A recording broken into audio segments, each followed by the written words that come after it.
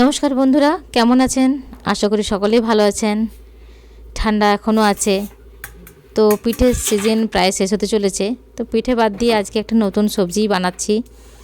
চলুন দেখে নিই আজকে কী সবজি বানাচ্ছি। আপনারা নিশ্চয়ই বুঝতে পারছেন আমি কি সবজি বানাচ্ছি। এটা হচ্ছে সজনে ফুল। আজকে যেটা দেখাবো সজনে ফুলের একটা রেসিপি, ছোট্ট রেসিপি। আপনারা অবশ্যই শেষ পর্যন্ত দেখুন এবং কেমন লাগছে তা অবশ্যই কমেন্ট করে জানাবেন। আর প্লিজ জানাবেন কে কোথা থেকে দেখছেন। আর যদি এটার অন্য কোনো রেসিপি থাকে তাহলে সেটাও আমার সাথে শেয়ার করলে ভালো হয়। তো প্রথমেই একটু তেল দিয়ে দিচ্ছি, প্রায় 2 চামচের মতো, আর দিচ্ছি 5 ফোড়ন। আর সাথে দিয়ে দিচ্ছি একটা পেঁয়াজ, যেটা আমি একটু মোটা মোটা করে কুচিয়ে রেখেছিলাম। সজনে ফুলটা এইদিকে ভালোভাবে ধুয়ে নিয়েছিলাম। আর একটা আলু আমি যেটাকে ছোটো ছোটো করে কুচিয়ে নিয়েছিলাম, আর ওটা ধুয়ে এটার সাথে আমি দিয়ে দিলাম। এবার এটাকে একটু ভালো করে নাড়াচাড়া করে বেশ ভাজা ভাজা করতে হবে। এর সাথে আমি দিয়ে দিচ্ছি পরিমাণ মতো লবণ। আর এই লবণটা দিয়ে দিলে আলুটাও বেশ ভালোভাবে সেদ্ধ হয়ে যায়। আপনারা ইচ্ছে করলে এটা ঢাকা দিয়েও করতে পারেন, আর বিনা ইচ্ছাতে এমনিতেও করা যেতেই পারে। যাই হোক, ঝালটা বেশ ভালো যেন হয় সেটা ধ্যান রাখবেন।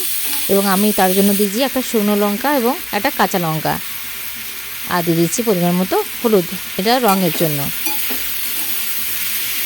এই সজনে ফুল এমন একটা জিনিস যেটা হচ্ছে অ্যান্টিপক্স বলে আমরা জানি, তো যার মধ্যে না কোনো সার থাকে না কোনো রাসায়নিক পদার্থ থাকে। এবার দিয়ে দিচ্ছি ধুয়ে রাখা সজনে ফুলটা। সজনে ফুলটা ভালো করে ধুয়ে নিতে হবে, কারণ এর মধ্যে কালো কালো ছোটো ছোটো পোকা থেকে থাকে।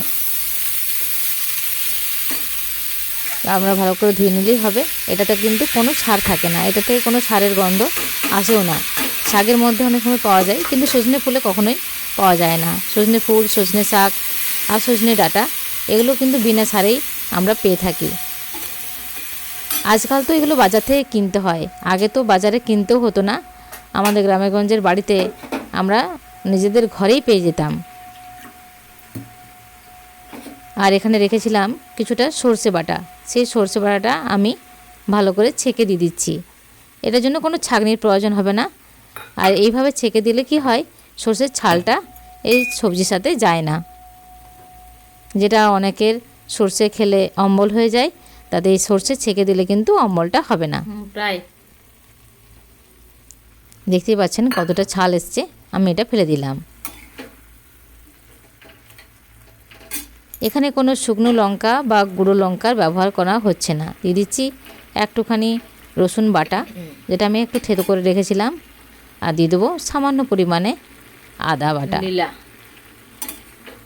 ব্যাস, এখানে কিন্তু আর কোনো মশলার প্রয়োজন হবে না। এবার ভালো করে নেড়ে এটা একটু ঢাকা দিলে খুব ভালো হয়। আমি ঢাকাটা দিয়ে দিয়েছিলাম, ঢাকাটা খুলে আরও ভালো করে নেড়ে নিচ্ছি।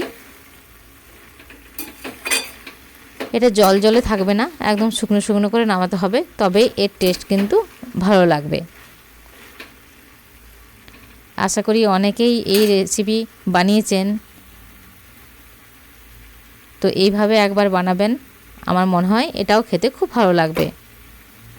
এবার দিয়ে দিলাম উপর থেকে কিছুটা কাঁচা তেল। সেই কাঁচা তেলটা দিলে এর গন্ধ কিন্তু থাকবে না। আপনারা ভয় পাবেন না যে এটা গন্ধ থাকবে, কাঁচা তেলের এটার গন্ধ থাকবে না। শুধুমাত্র এটাকে আরেকটু গরম করে নিতে হবে। আরও 2-4 বার ফুটিয়ে নিয়ে বেশ শুকনো শুকনো করে এটা নামিয়ে নেব। ব্যাস, তাহলে আমাদের কাজ শেষ হয়ে যাবে। তাহলে বন্ধুরা, আমার রেসিপি কেমন লাগলো তার অবশ্যই আমাকে কমেন্ট করে জানাবেন।